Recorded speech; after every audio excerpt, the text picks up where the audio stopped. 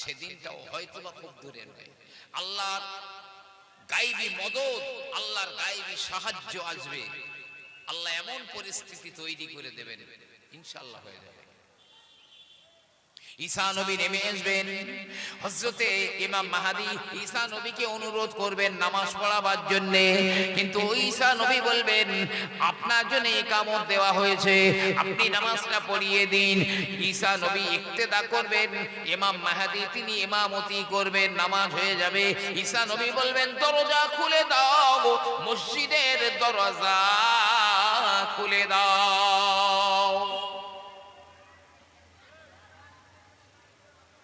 দরজা খুলে দেবে, কি দেখবেন? ৭০,০০০ ইহুদিরা দাঁড়িয়ে রয়েছে। ৭০,০০০ ইহুদি আর দাজ্জাল দাঁড়িয়ে রয়েছে। নবী পাক বলেছেন ঈসা নবীর দৃষ্টিতে এমন একটা আল্লাহ ক্ষমতা দিয়েছেন, কোন কাফের বেঈমানের দিকে তাকালে সে গলে যাবে। কেমন? নবী পাক বলছে পানিতে লবণ দিলে যেমন গলে যায়, ঈসা নবীর দৃষ্টিতে কাফের বেঈমানগুলো সব গলে পানি হয়ে যাবে, ধ্বংস হয়ে যাবে, একটা বাঁচবে না। ওই সময় যারা বেঁচে থাকবে, নবী পাক বলছেন দাজ্জালের সঙ্গে যখন ঈসা নবীর যুদ্ধ হবে, সেই ঈসা আলাইহিস সালামের সঙ্গে যারা যোগদান করবেন, ঈসা নবীকে সহযোগিতা করবেন, আল্লাহ পাক তাদের বিনা হিসাবে জান্নাতি বানিয়ে দেবেন। সুবহানাল্লাহ। বিনা হিসাবে তারা জান্নাতে যাবে। যারা পালিয়ে যাবে আল্লাহ পাক তাদের ক্ষমা করবেন না। মুসলমানেরা এবং হযরত ঈসা নবী আলাইহিস সালাম দাজ্জালকে তাড়িয়ে নিয়ে যাবে, দাজ্জাল বাহিনীকে তাড়িয়ে নিয়ে যাবে। ওরা গাছের পিছনে লুকিয়ে পড়বে, ওরা পাহাড়ের পিছনে লুকাবে, ওরা কোনো উঁচু টিপির পিছনে লুকিয়ে যাবে, কিন্তু যার পিছনেই লুকাবে সেই গাছ কথা বলবে, ও মুসলমানেরা আমার পিছনে একটা ইহুদি লুকিয়ে রয়েছে। দেয়াল বলবে, পাহাড় বলবে, মাটির টিলা বলবে, ও মুসলমানেরা আমার পিছনে একটা ইহুদি লুকিয়ে রয়েছে। কিন্তু না না, একটা গাছ কথা বলবে না। ওই গাছটা আপনি নেটে সার্চ করে দেখবেন, গারকাদ গাছটার নাম হলো গারকাদ। নেটে সার্চ করবেন গারকাদ গাছ, একটু ঝোপঝোপ টাইপের, যেমন ঝাউ গাছগুলো ঝোপঝোপ হয়, ছোট ছোট ঝাউ গাছগুলো ওই রকম টাইপের। এখন খবর নেন ইসরায়েলের ইহুদিরা কি পরিমাণে ওই গাছটা রোপণ করছে, কি পরিমাণ লাগাচ্ছে এত বেশি। কারণ আমরা তো হাদিস জানি না, ওরা জানে। সব গাছ কথা বলবে, শুধু এই গাছটা মুসলমানদেরকে বলে দেবে না যে আমার পিছনে একটা ইহুদি লুকিয়ে রয়েছে। এই গারকাদ গাছটা বলবে না। এই জন্য নবী বলেছেন ওটা ইহুদিদের গাছ, ইহুদিদের গাছ।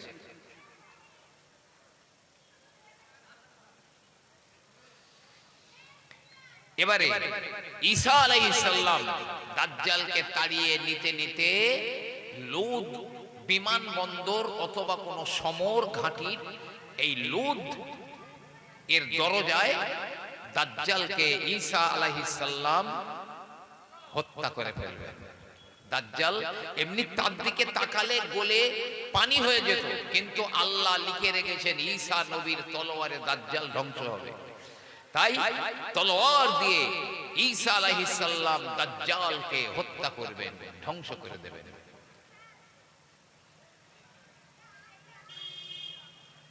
এই ইহুদিরা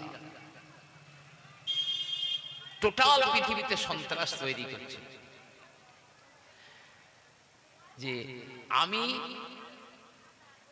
বিশেষ করে আমার মানে ওয়াজের প্রাথমিক স্তরে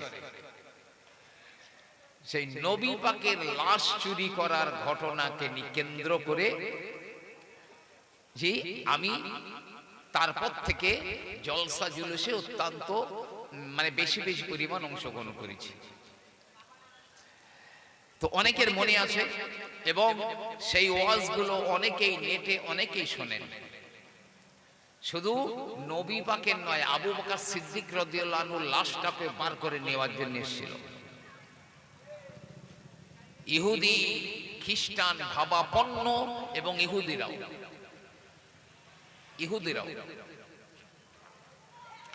শুধু কথাটা আবার একবার রিলে করছি কেন, সে পুরাতন সেই নবী পাকের লাশ ওরা কেন চুরি করতে এসেছিল, আর আমরা মুসলমান আমাদের রুচিটা কেন এত নিচে নেমে গেছে যে আমরা সেই ইহুদি নাসারাদের অনুসরণ করছি, পোশাক আশাকে, চেহারায়, কাজকর্মে, কথাবার্তায় অনুসরণ করছি।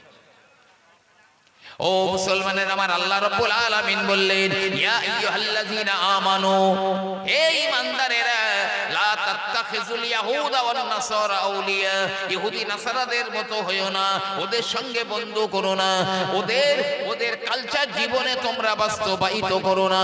ওরা তোমাদের বন্ধু নয়, ওরা হলো তোমাদের দুশমন, ওরা আমার নবীর দুশমন, ওরা সাহাবাদের দুশমন, মুসলমানদের আজ পর্যন্ত দুশমন ওরা। নবী পাকের আতুর ঘরে নবীকে খুন করতে এসেছিল ইহুদিরা। মা হালিমা যখন আমার নবীকে নিয়ে বাড়ি যাচ্ছেন, ওই সময় ইহুদিরা নবীকে হত্যা করতে এসেছিল। হালিমার বাড়িতে একবার আমার নবীকে হত্যা করতে এসেছিল। এমনি করে মদিনাতে মায়ের সঙ্গে আমার নবী পাক যখন গিয়েছিলেন, ওই মদিনাতে ইহুদিরা নবীজিকে হত্যা করার জন্য এসেছিল। শুধু তাই নয়, ও আমার ভাইরা, নবীর ইন্তেকাল হয়ে গেল, আল্লাহ রাসূলের ইন্তেকাল হয়ে গেল, আমার নবীকে দাফন করে দেওয়া হলো।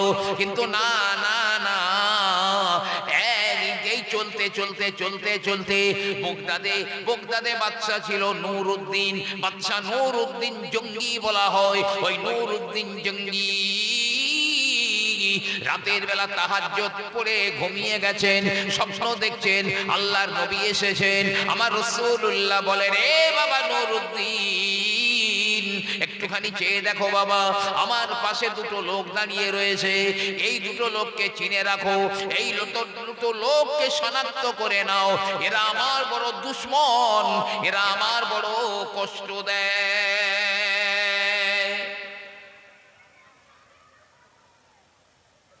খেয়াল করবেন, বহু মানুষ আমার অনুরোধ করে বলবার জন্য, আমি কোনোদিন বলিনি। আজকের আমি এই কথাটা উপেক্ষা করতে পারলাম না।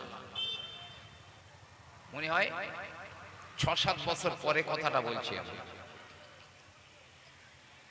ঘুম ভেঙে গেল, ঘুম ভেঙে নূরউদ্দিন জঙ্গি চিন্তা করছেন, আরে নবী পাক স্বপ্নে এসেছেন, এটা বারহাক, কারণ ইবলিস শয়তান নবী পাকের চেহারা ধরতে পারে না। কিন্তু নবী বলছেন, এই দুটো লোকে চিনে রাখো, এরা আমার দুশমন, আমার কষ্ট দিচ্ছে, আমি নবী এদের দ্বারাই কষ্ট পাচ্ছি। সেই লোক দুটো দেখলে তো মনে হয় কোন পীর সাহেব কি আলেম সাহেব হবে, মাথায় টুপি আছে, পাগড়ি আছে, বড় দাড়ি আছে। এই বর্তমান সময়ে খবর রাখেন, আমাদের সমাজে বহু আছে ইহুদি খ্রিস্টান। এই সেদিন একজন ধরা পড়ে গেছে, মানে 7-8 বছরে ইমামতি করার পর হঠাৎ দেখতে পেয়েছে পুরুষ চিহ্ন আঁকা রয়েছে, পুরুষ খ্রিস্টান। ইহুদি নাসারাদের আন্ডারগ্রাউন্ডে বড় বড় মাদ্রাসা আছে, সেখানে সব বড় বড় আলেম হয়, সেখানে তিরমিজি, আবু দাউদ, ইবনে মাজাহ, নাসাই, বুখারী সব পড়া হয়। তা ওখান থেকে আলেম হয়ে এইবার মুসলমানদের সমাজে ঢুকে যায়, ঢুকে গিয়ে এইবারে মানে এমন ভাবে ফতোয়াগুলো, হাদিসগুলো, মসলাগুলো ভুলভাল করে দেয়, সাধারণ মানুষের ধরার ক্ষমতা নেই। হে আমার ভাইরা, নূরউদ্দিন জঙ্গি চিন্তা করলেন, এরা তো দেখলে মনে হয় কোন পীর, কোন অলি, কোন বুজুর্গ হবে। আল্লাহর নবী কেন বললেন এরা আমার দুশমন, আমার কষ্ট দেয়? বাদশা নূরউদ্দিন জঙ্গি ওই রাতের বেলা সুন্দর করে ওযু করে নিলেন অথবা গোসল করে নিলেন। এবারে 2 রাকাত নামাজ পড়লেন, 2 রাকাত নামাজ পড়ে নিয়ে আবার শুয়ে গেলেন। আবার আল্লাহর নবী, আল্লাহর হাবিব আবার স্বপ্নের ভিতরে হাজির হয়ে যান। হে নূরউদ্দিন, সন্দেহ করো না, আমি তোমার রাসূল বলি। এই দুটো মানুষকে ভালো করে চিনে রাখো, এরা আমার বড় কষ্ট দেয়, আমি নবী ওদের দ্বারাই কষ্ট পাই। আবার ঘুম ভেঙে গেল, নবী বললেন ওদের উপযুক্ত শাস্তিটা দিয়ে দাও। ঘুম আবার ভেঙে গেল। নুরুদ্দিন জঙ্গি আবার বলেন আল্লাহ, আবার সেই একই স্বপ্ন দেখলাম। আবার গোসল করে নিলেন, ওযু করে নিয়ে 2 রাকাত নামাজ পড়ে আবার ঘুমিয়ে পড়লেন। আল্লাহর নবী আবার স্বপ্নের ভিতরে হাজির হয়ে যান আর বলেন ও নুরুদ্দিন, না না, আমি তোমার নবী বারে বারে বলি আর দেরি করো না, মোটেও দেরি আর করা যাবে না, সময় নাই। এই দুজনকে চিনে নাও, ধরে শাস্তি দিয়ে দাও। ঘুম ভেঙে গেল। ফজরের নামাজ পড়ে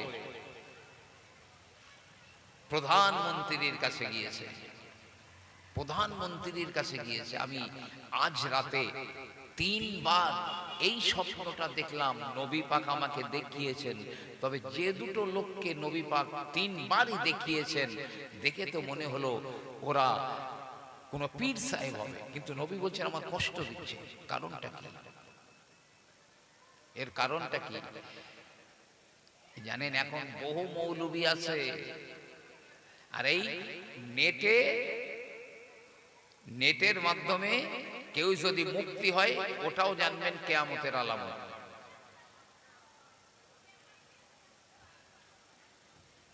কারণটা কি? অনেক বলছে নবী পাক মানুষ হিসেবে ভুল করেছেন, নাউজুবিল্লাহ। অনেকে টুপিওয়ালারা বলছে, দাড়িওয়ালারা, ওরা ইহুদিদের এজেন্ট, খ্রিস্টানদের দালাল।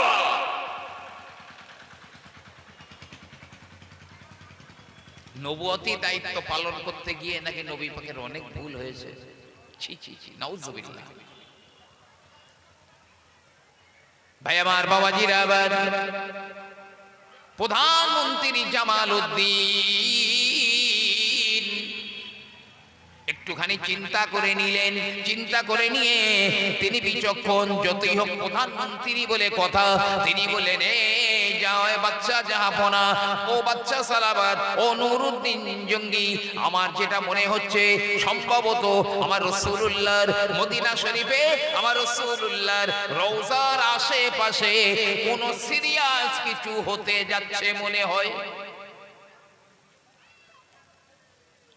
নবী তো হায়াতে নেই, কবরে আছেন, আর নবী বলছে আমাকে কষ্ট দিচ্ছে।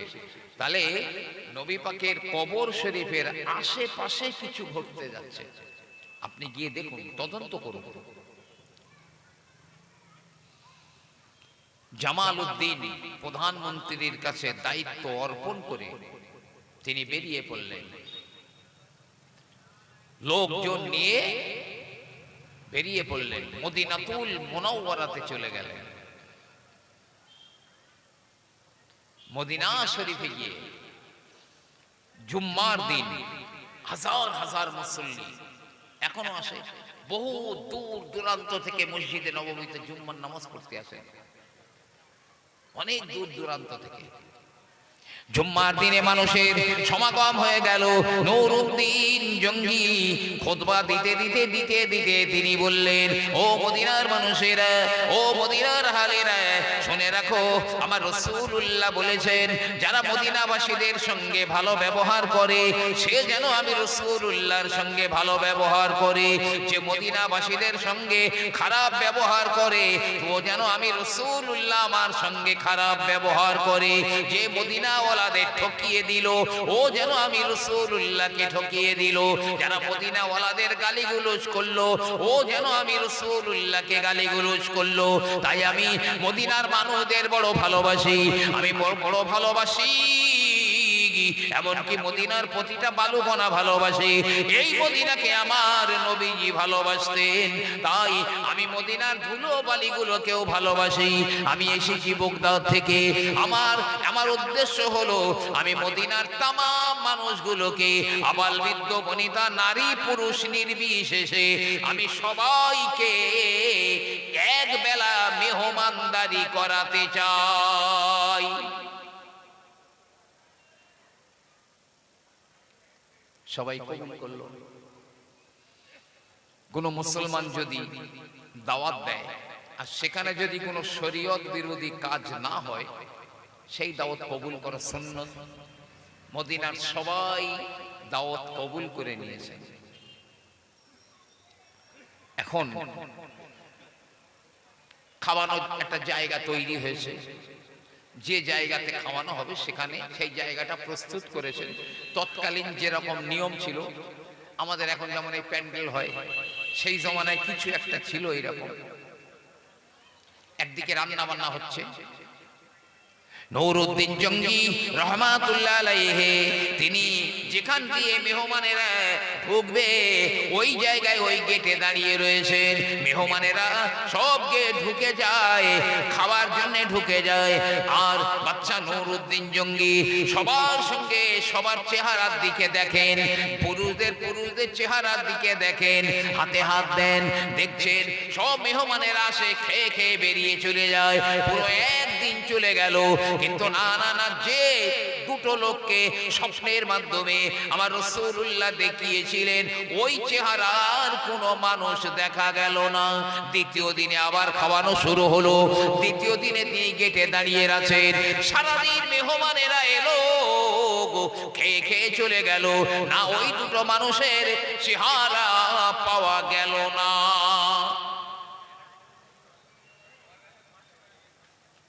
এইভাবে একদিন, দুদিন, 3 দিন, 4 দিন, 6 দিন হয়ে গেছে, 6 দিন হয়ে গেছে, সবার চেহারার দিকে দেখেন না, পাওয়া যাচ্ছে না।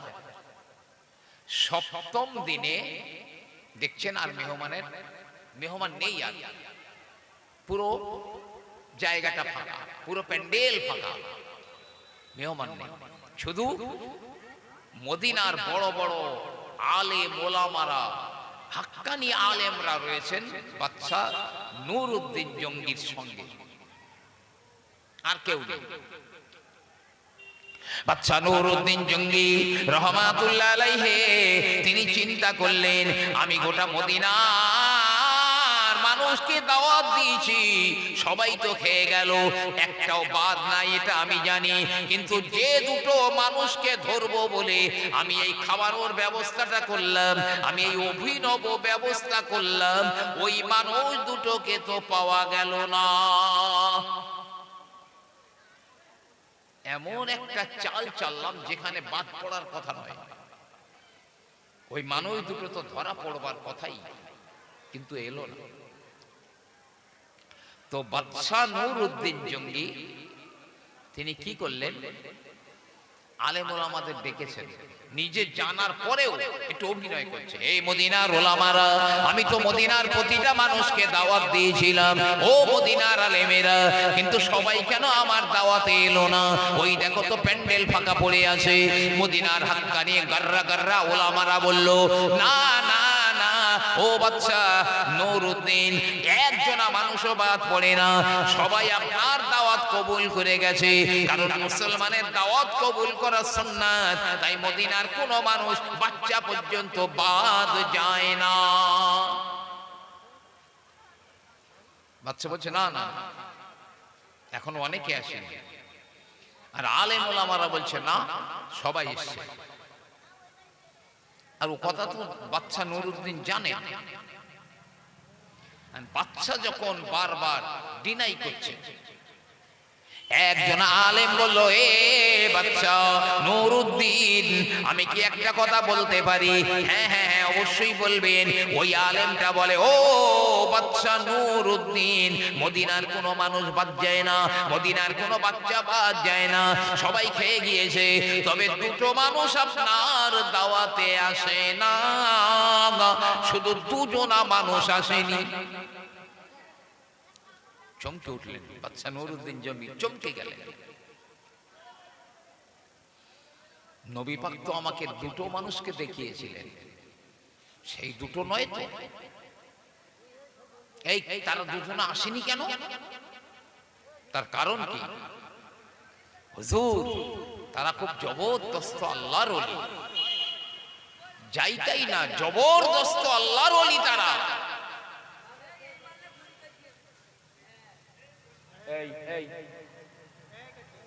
একদম কথা হবে না খোকা, ডন্ট টক।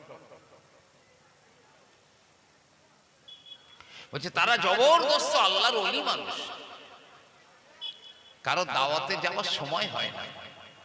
তারা দিনের বেলা রোজা রাখেন, সারাদিন তেলাওয়াত করেন, জিকির আজকার করেন, আল্লাহর ইবাদত বন্দেগী করেন।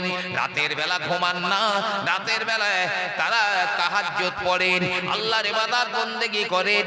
আবার মদিনার কবরস্থান জান্নাতুল বাকিটাও তারা জিয়ারত করেন। কারো দাওয়াতে যাওয়ার সময় পান না। বাদশা নুরউদ্দিন জঙ্গি তিনি এবারে চিন্তা করলেন এবং মনে মনে শিওর হয়ে গেলেন, আমি তো নবী আমাকে দেখাবার পরে আমি নুরউদ্দিন, আমিও তো চিন্তা করেছিলাম এই দুজন মনে হয় আল্লাহর ওলি হবেন, কিন্তু নবী পাক কেন বললেন আমার দুশমন আমার কষ্ট দিচ্ছে? নিশ্চয়ই সেই দুটো। এই তারা যদি অত বড় আল্লাহর ওলি হয়, আমাকে একটু নিয়ে চলো না, আমি একটু তাদের সঙ্গে সাক্ষাৎ করব, একটু দেখা করব। ওই রকম শয়তান আমাদের বর্তমান সময়ে একদম ছেয়ে গেছে চারিদিকে। শুধু ইসলামকে বিকৃতি করে কিভাবে ধ্বংস করা যায় তার ব্যাপক প্রচেষ্টা চলছে। ইসলামকে বদনাম করা যায় কিভাবে, মুসলমানদের বদনাম করা যায় কিভাবে, খুব জোর প্রচেষ্টা চলছে। আলেমরা বলছে হুজুর আপনি যাবেন না, তাদের ডিস্টার্ব করবেন না। বাদশা বলছে না আমি একটু দেখা করবো জাস্ট। কিন্তু বাদশা যখন বারবার বলছে তো চলেন। আলেম ওলামারা চলে গেলেন। বাদশা নুরউদ্দিন জঙ্গি সঙ্গে রয়েছেন। যে যে ঘরে ওরা থাকে, যে ঘরের ভিতরে ওরা থাকে, ওই জায়গায় নিয়ে গিয়েছে। ওই ঘরের দরজাটা বন্ধ করা রয়েছে।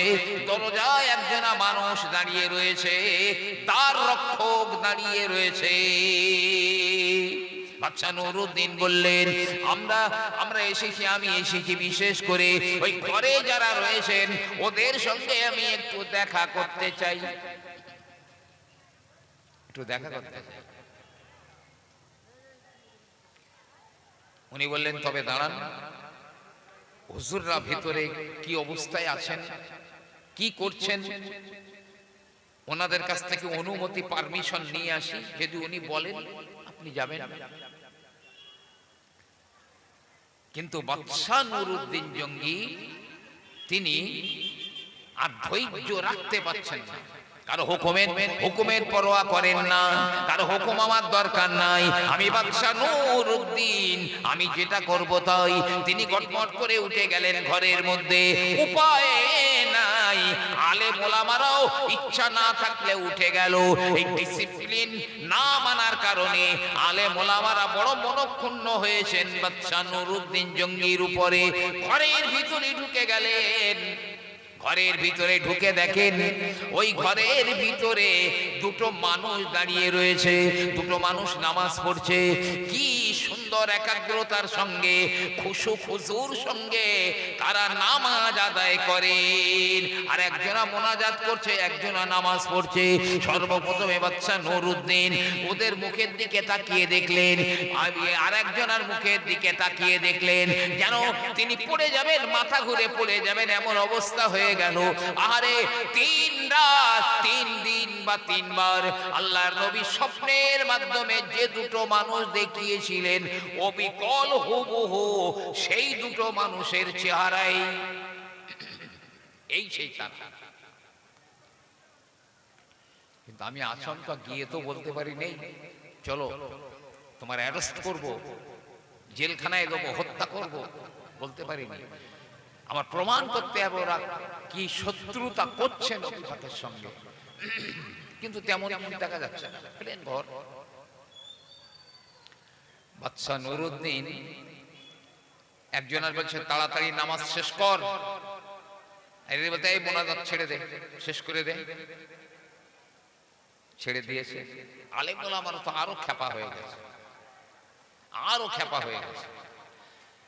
দেখছে ওরা যেখানে নামাজ পড়ছে পাশে আর একটা ছোট কামরা আছে। তা বাদশা বলল ওই ঘরে চল, ওই ঘরটা দেখবে।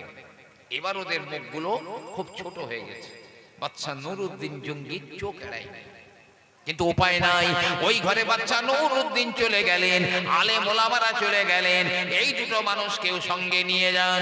নুরউদ্দিন জঙ্গি দেখেন ঘরের ভিতরে তেমন উল্লেখযোগ্য কোনো মাল নাই। কিছু কয়েকটা জামা রয়েছে, কয়েকটা জামা টাঙানো রয়েছে, জামাগুলোয় ধুলোবালি লেগে রয়েছে, ময়লা ধুলোবালি লেগে রয়েছে। বাচ্চা নুরউদ্দিন জঙ্গি চিন্তা করলেন, কেন কেন এরা তো আল্লাহর ওলি যদি হয়, রাত দিন যদি এবার বন্দেগী করে, তাহলে এদের জামা কাপড় গুলো ধুলোবালি কেন রয়েছে? নিশ্চয়ই এর মধ্যে কোনো রহস্য লুকিয়ে আছে। বাদশা নুরউদ্দিন দেখলেন ওই মাটির উপরে একটা বিছানা বা অন্য যা হয় কিছু একটা পাতা আছে, তার উপরে নামাজের মুসল্লা পাতা আছে,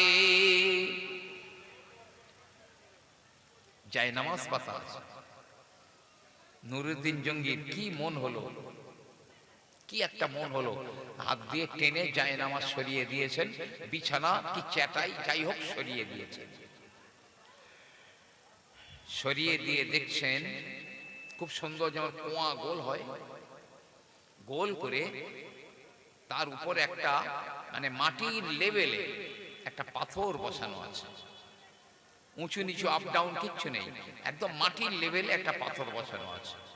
বোঝা যাচ্ছে যে পাথরটাকে বসানো হয়েছে, এটা অন্তত বোঝা যাচ্ছে। বাচ্চা নুরউদ্দিন জঙ্গি রহমাতুল্লাহ আলাইহি চিন্তা করলেন, এই নামাজের পাটির নিচে, নামাজের মুসল্লার নিচে পাথর কেন বসানো রয়েছে? তিনি কি করলেন, হাত দিয়ে ধরলেন, হাত দিয়ে ধরে একটু টান মারলেন, পাথরটা উপরে সরে গেল। তিনি দেখলেন খানিকটা কুয়ার মতো করে নিচে নিয়ে গেছে। এবারে আন্ডারগ্রাউন্ড দিয়ে নিচে গিয়ে যে বরাবর রাসূলুল্লাহর কবর শরীফ রয়েছে, ওই বরাবর সুড়ঙ্গ কেটে কেটে নিয়ে গেছে।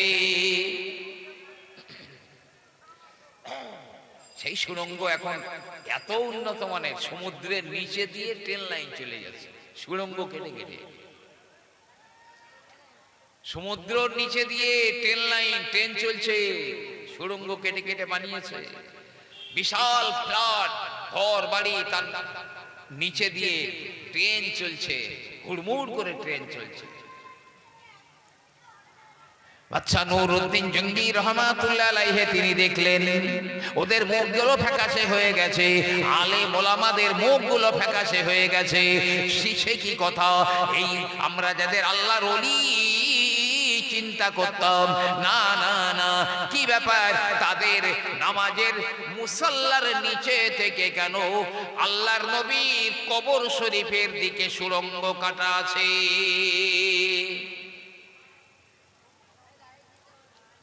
নুরউদ্দিন জঙ্গি ওদের বলছে, ব্যাপারটা কি, তোদের এখান থেকে সুড়ঙ্গ কেন কাটা, এর কারণ কি? বলছে, দেখুন আমরা তো ধরা পড়ে গেছি, আমরা বুঝতে পেরেছি আমরা ধরা পড়ে গেছি, তবে এখন আর মিথ্যাটা বলবো না।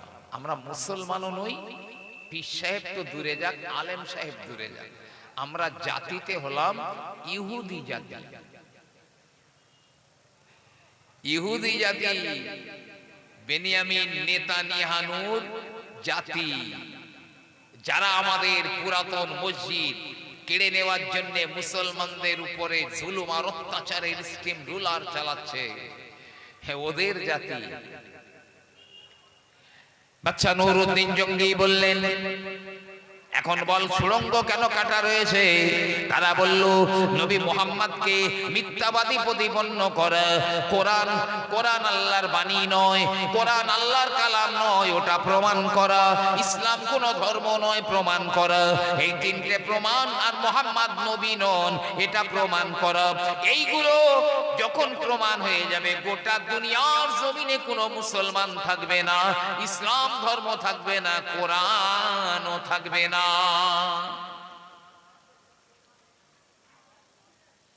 কিভাবে সম্ভব?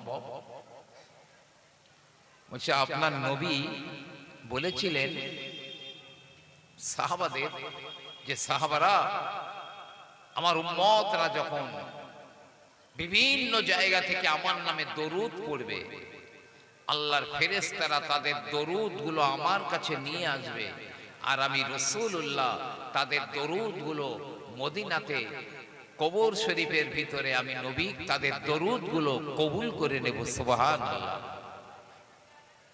সাহাবারা বললেন, ইয়া রাসূলুল্লাহ, আপনাকে কবর দেওয়া হবে, হাড় হাড্ডি গোস্ত পোস্ত সব তো মাটিতে খেয়ে ফেলবে, আপনি কিভাবে দরুদ কবুল করবেন? নবী পাক বললেন, আল্লাহ জমিনকে হারাম করে দিয়েছেন, জমিন কোন নবীর লাশকে খেতে পারে না, তাই আমাকে যেভাবে দাফন করবে আমি সেইভাবেই কবরে থাকব। এটা আপনার নবীর কথা। আর এখন যদি লাশটা চুরি করে আমরা নিয়ে যেতে পারি, তখন আমাদের মসনাদে বসে বলবো, তোমাদের মোহাম্মদ নবী ছিল না, তোমাদের মোহাম্মদ নবী ছিল না। বাবরি মসজিদের কাছে রাম জন্মভূমি বা রাম জন্মভূমি ছিল, আজও পর্যন্ত প্রমাণ হয়নি। তারপরেও মসজিদ ভাঙা হয়েছে, রায়ও দিয়েছে। আমরাও সম্প্রীতির জন্য সে রায়কে মাথা পেতে নিয়ে আমরাও চুপচাপ হয়ে রয়েছি, শুধু সম্প্রীতি রক্ষার জন্য। তো আমরা বলবো নবী মুহাম্মদ নবী ছিল না। মুসলমানরা বড় রেগে যাবে, মুসলমানরা বড় খেপে যাবে, ইহুদিদের উপরে খেপে যাবে, তোরা কেন এ কথা বললি? তখন আমরা বলবো, ও মুসলমানেরা, আমরা আমাদের কথা ছেড়ে দাও, তোমাদের নবী তো বলেছে কোন নবীর লাশ কবরে খায় না, আমার লাশ কেউ খেতে পারবে না, আমার কবরে আমি রাসূলুল্লাহ সশরীরে আমি আমার কবরে থাকবো। মুসলমানরা বলবে ঠিক আছে, আমরা বলবো ঠিক আছে, যদি চলো তোমাদের নবীর কবরটা একবার খুঁড়ে দেখা হবে, যদি তোমার নবীর লাশ কবরের ভিতরে থাকে, আমরা ইহুদি থাকবো না, আমরাও মুসলমান হয়ে যাব। মুসলমানেরা আসবে, তারা জানে তাদের নবীর কথা বারহাক, এটা অবশ্যই জানে, নবীর কবরের উপরের মাটিটা সরিয়ে ফেলবে, সরিয়ে দেখবে কবরে নবীর লাশ নাই, প্রমাণ হয়ে যাবে মাটিতে খেয়ে নিয়েছে। আর মাটিতে যার লাশকে খেয়ে নেয় সে তিনি নবী হতে পারেন না, সঙ্গে সঙ্গে প্রমাণ হয়ে যাবে মুহাম্মদ নবী ছিলেন না। নবীর কথাই প্রমাণ হয়ে যাবে তিনি নবী ছিলেন না। এখন দেখেন না, মুসলমানদের দিয়ে মুসলমানদের কাঁটা তোলে। নবী পাক বলছেন খুন খারাপি বেড়ে যাবে, তবে অমুসলিম আর মুসলমানদের মধ্যে নয়, মুসলমান আর মুসলমানে। এই তো মানে দিন 15 আগে হাদিসটা দেখছিলাম, ব্যাখ্যায় লিখেছে মুসলমান আর মুসলমানে এই এদের মধ্যেই খুন খারাপি লেগে যাবে। কাফেরদের চক্রান্ত, আমি বদনাম হই না, মুসলমান দিয়ে মুসলমানের কাঁটা তুলব। ভাই আমার, বাবাজিরা আমার, যখন প্রমাণ হবে মুহাম্মদ নবী ছিলেন না, তাহলে প্রমাণ হবে কোরআনও তাহলে আল্লাহর কালাম নয়, এমনি করে ইসলাম শেষ হয়ে যাবে। মুসলমান বলে কোনো জাতি থাকবে না, কোরআনও থাকবে না, আমাদের ইহুদি ধর্মটাই শ্রেষ্ঠত্ব লাভ করবে, কিয়ামত পর্যন্ত থাকবে। তাদের কৃষ্টি কালচার জীবনে বাস্তবায়িত করতে এরপরেও কি রুচি আসবে কারো? যদি আসে, মনে করতে হবে ইমানে ক্যান্সার হয়ে গেছে, মনে করতে হবে ইমানে ক্যান্সার হয়ে গেছে, না হলে প্যারালিসিস হয়ে গেছে ইমানে। নুরউদ্দিন জঙ্গি তাদের শুলে চড়িয়ে দিলেন, গর্ত করে তাতে আগুন জ্বালিয়ে দুজনকেই পুড়িয়ে ফেললেন। পরে অবশ্য নবী পাক বলেছিলেন, নুরউদ্দিন তুমি ওদের না পোড়াতে পারতে, ওদের না পোড়াতে পারতে, এমনি ওদের শুলে দিয়েছো, মেরে ফেলেছো, ঠিক আছে, রেডি, ঠিক আছে, অসুবিধা নেই, না পুড়িয়ে কোথাও পুঁতে দিলে পারতে, মাটি খুঁড়ে সেখানে পুঁতে দিলে পারতে। এটা নবী পাক বলেছিলেন। যাই বা হোক, তিনি পুড়িয়েই ফেলে দিয়েছিলেন এবং নবী পাকের রওজা শরীফের চতুর্দিকে অনেক ডিপ করে লোহার পাত, দুই দিকে আর মাঝখানে সীসার ঢালাই করে চারিদিকে ঘিরে দিয়েছিলেন। কিয়ামত পর্যন্ত আর কোনো দুশমন নবী পাকের সঙ্গে এই রকম দুর্ব্যবহার যেন করতে না পারে। ওরা ওদের এজেন্ট যারা, ওদের দালাল যারা, তারাও এসেছিল আবু বকর সিদ্দিক রাদিয়াল্লাহু আনহুর লাশ চুরি করতে। জানেন, আমি বলছি খুব মহব্বতে একবার দরুদ আল্লাহুম্মা সাল্লি আলা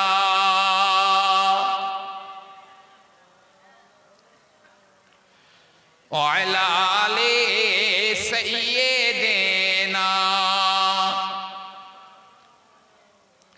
क़यामत में हर शख्स परेशान रहेगा, क़यामत में हर शख्स परेशान रहेगा, हर एक शख्स रो रो कर मोहम्मद को पुकारेगा। अगर वो मुझे खबर ना ले तो कौन खबर ले, उम्मत के जो वो किश्ती है वो मोहम्मद के हवाले। अल्लाहुम्मा सल्ले अला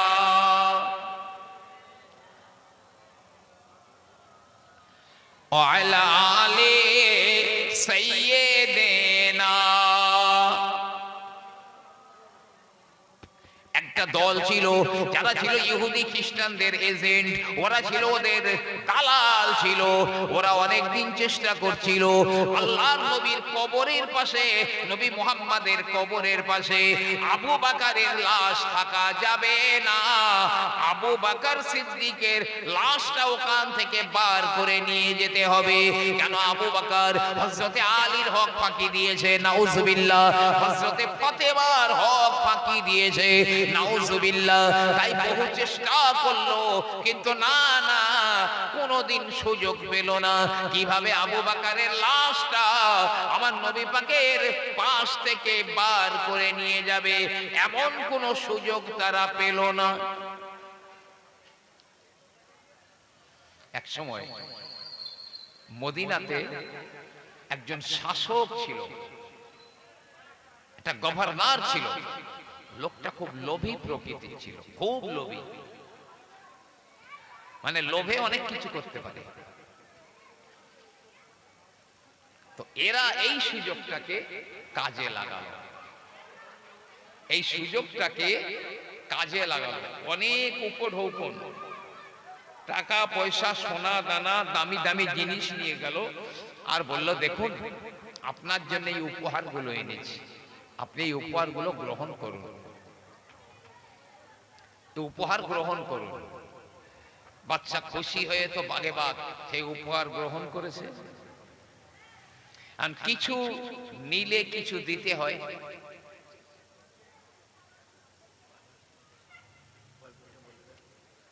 কিছু নিলে কিছু দিতে হয়। ওরা বলল, সব নেন, আমাদের দাবি একদিন রাত্রে মসজিদে নববীতে ঢুকবো, ঢুকে এই এই কাজটা করবো, শুধু আবু বকরের লাশটা বার করে নিয়ে যাব। তো ওরা বলল, ঠিক আছে, আগামী পরশুদিন রাত 12টায় ঢুকবে, খুব তাড়াতাড়ি কাজটা করে নেবে। আমি একদম সংক্ষেপে বলছি, যেহেতু আমার পরের বক্তব্য।